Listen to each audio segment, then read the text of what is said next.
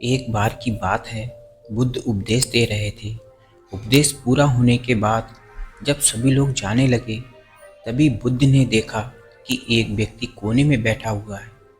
बुद्ध उसके पास गए और कहा कि क्या हुआ, आप दुखी क्यों हो? व्यक्ति ने कहा, आप बहुत अच्छा उपदेश देते हो, जिसे सुन लोगों का मन शांत हो जाता है, लेकिन मेरा मन अभी भी बेचैन है, शांत नहीं हुआ है। बुद्ध मुस्कुराए और बोले, इस दुनिया में किसी के मन को शांति नहीं है। कुछ लोग सोचते हैं कि उन्हें शांति मिल गई है। वह भूल जाते हैं कि जो शांति आज उन्हें मिली है, कल उनसे छीन ली जाएगी और फिर वो अशांत हो जाएंगे।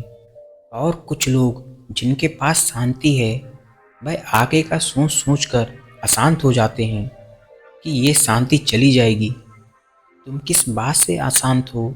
व्यक्ति ने कहा कि हे बुद्ध, मुझे एक गंभीर रोग है। वैद्य ने कहा है कि मेरे पास केवल 8 महीने शेष हैं, जिसमें से 3 महीने मेरे खत्म हो चुके हैं। मेरे बाद मेरे माता पिता, मेरे बीवी बच्चों का क्या होगा? ये बात मुझे शांत नहीं रहने देती। बुद्ध ने कहा कि क्या तुम इसी बात से परेशान हो? व्यक्ति ने कहा, नहीं, सच तो ये है कि मैं अभी मरना नहीं चाहता। मेरे अंदर मौत का डर बैठ गया। बुद्ध ने कहा, मरना तो एक ना एक दिन सबको ही है, ये बात सब जानते हैं। मृत्यु को तो कोई नहीं चाहता। बहुतों को तो ये भी नहीं पता कि उनकी मृत्यु कब होगी। तुम्हें तो उसका पता भी है, और ठीक से तो तुम भी अभी नहीं जानते कि तुम्हारी मृत्यु कब होगी। क्या तुम्हें पता है कि तुम कल का सूरज देख पाओगे? व्यक्ति ने कहा कि नहीं, मुझे नहीं मालूम। बुद्ध कहते हैं कि अगर तुम्हें तुम्हारी बीमारी के बारे में नहीं पता होता, तो तुम अपना जीवन खुशी खुशी से जीते। तो अभी भी वही करो, आगे का मत सोचो। अपने आज को भरपूर जियो, खुशी से। जो जीवन शेष है उसे जियो, जो मिल रहा है उसे स्वीकार करो। व्यक्ति बोला, अभी तो मैं केवल 35 वर्ष का हूँ। मैंने अपना जीवन ठीक से देखा तक नहीं। मैं अभी कैसे मृत्यु को प्राप्त हो सकता हूँ? बुद्ध ने कहा, क्या तुम्हें याद है कि तुमने ये 35 वर्ष कैसे निकाले? कब ये समय बीत गया? नहीं ना, तुम्हें कुछ खास पल ही याद होंगे। एक एक दिन तुम्हें भी मालूम नहीं होगा तुमने कैसे जिया, क्योंकि तुमने अपना जीवन होश पूर्वक कभी जिया ही नहीं। अगर तुमने अपना जीवन होश में जिया होता, तो ये 35 वर्ष तुम्हें 35,000 वर्ष के बराबर होते और प्रत्येक दिन तुम खुशी से जीते। लेकिन तुमने सारा समय यूं ही नष्ट कर दिया और अब मृत्यु के समय भाग रहे हो। जीवन और मृत्यु दोनों ही उपहार हैं। व्यक्ति ने कहा, मैं आपकी बात नहीं समझ पा रहा। जीवन उपहार है, ये तो समझ आता है, लेकिन मृत्यु भी उपहार है, ये कैसे हो सकता है? जब ये व्यक्ति और बुद्ध बात कर रहे थे, तभी व्यक्ति के पिता वहां आ पहुंचे और उनकी बातें सुनी। बुद्ध ने कहा, वास्तव में मृत्यु जागरण है। तुमने अपने जीवन के 35 साल जिए, लेकिन कभी भी जीवन के बारे में विचार नहीं किया।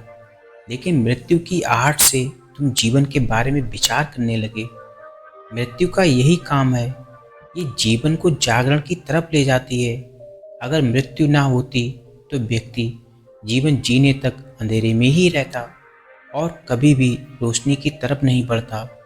बुद्ध ने पूछा, क्या तुम्हें जन्म से पहले का कोई भी ज्ञान है? व्यक्ति ने कहा, भगवान नहीं, मुझे जन्म से पहले का कोई ज्ञान नहीं है।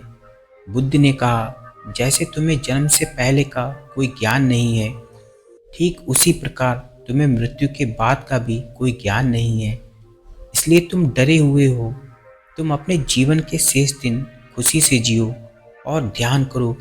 जब तुम जीवन को समझ जाओगे, तब तुम मृत्यु को भी समझ जाओगे। जो ये डर तुम्हारे अंदर मृत्यु का है, ये भी निकल जाएगा। तब मृत्यु के उपहार को भी समझ पाओगे। बुद्ध की बातें सुन व्यक्ति के पिता ने कहा, आपकी बातें सही हैं, लेकिन आप मृत्यु के बारे में उपहार बता रहे हैं। लेकिन वह हमारे लिए कैसे उपहार है? ये तो हमारे कुटुंब के लिए उपहार है। अगर ये हमसे छीन लिया जाएगा, तो ये हमारा उपहार भी हमसे छिन जाएगा। तब हम क्या करेंगे? बुद्ध ने पिता से पूछा, क्या तुम्हें कभी किसी ने कोई उपहार दिया है? पिता ने कहा, हाँ, मेरी बेटी ने मुझे उपहार दिया है। बुद्ध ने पूछा, अब वह कहाँ है? तब पिता ने कहा, वह गांव में आए एक बाढ़ के साथ बह गया और नष्ट हो गया। बुद्ध ने कहा, क्या इससे तुम्हारी बेटी के प्रति प्यार कम हो गया है? पिता ने कहा, नहीं, वह क्षण मुझे आज भी याद है जब मेरी बेटी ने मुझे वह उपहार दिया था। वह उपहार मैं कभी नहीं भूल सकता। वह मेरी पुत्री ने मुझे पहली बार दिया था। वह हमेशा मुझे याद रहेगा। बुद्ध ने कहा, ठीक उसी प्रकार तुम्हारा बेटा भी तुम्हारे साथ रहेगा। उसके जाने के बाद आपने कितना जिया ये मायने नहीं रखता। खास बात ये है कि हम जो जीवन जीते हैं उसे पूर्ण रूप से जागृत होकर जीना चाहिए। व्यक्ति ने कहा, आप सही कहते हैं, लेकिन मेरे बाद मेरे परिवार का क्या होगा? बुद्ध ने कहा, क्या तुम उनके लिए कुछ कर सकते हो? व्यक्ति ने कहा, शरीर से तो मैं कुछ भी नहीं कर सकता। बुद्ध ने कहा, फिर जब तुम कुछ कर ही नहीं सकते तो उस बारे में क्यों सोच रहे हो? जो समय है उसे जियो। इस दुनिया में कोई किसी के लिए कुछ नहीं करता। सबको खुद अपना जीवन जीना ही होता है। हमें बस ऐसा भ्रम होता है कि हम कुछ उनके लिए कर रहे हैं, लेकिन हम वास्तव में कुछ भी उनके लिए नहीं करते, बल्कि खुद के लिए ही करते हैं।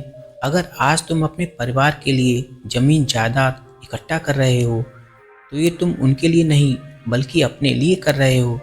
इसे करने से तुम्हारे अंदर आंतरिक शांति मिलेगी, लेकिन तुम रहोगे इस भ्रम में कि तुमने उनके लिए किया है, लेकिन ये तुम खुद के लिए करते हो। अगर तुम उनके लिए कुछ नहीं करोगे तो भी उनके जीवन में कोई खास फर्क नहीं पड़ेगा, क्योंकि जीवन कभी भी एक समान नहीं रहता, कठिनाइयों से भरा रहता है।